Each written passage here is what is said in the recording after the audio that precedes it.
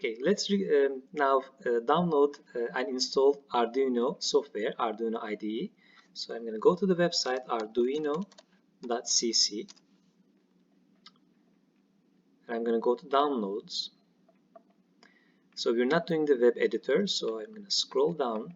You see to download the Arduino IDE. So this is for the Windows installation or PC installation. We're going to do the Windows installer.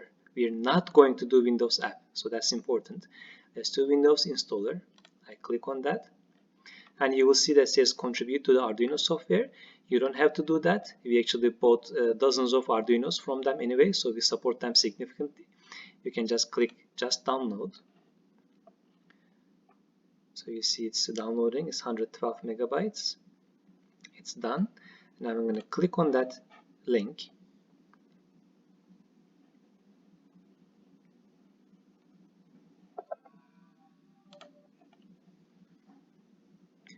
And it's going to ask me a few things. So I'm going to say I agree. Next. We don't have to change anything. And then you will see that it's going to install. The installation might take shorter or longer depending on your laptop or PC.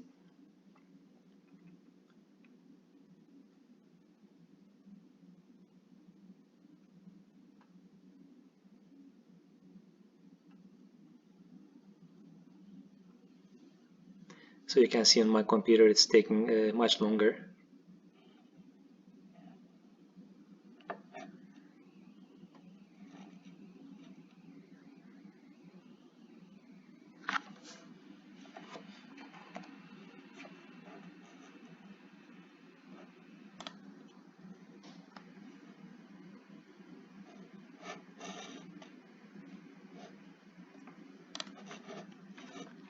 So now it's installed. So I'm gonna type here Arduino. You can see it says here Arduino. I just click on that.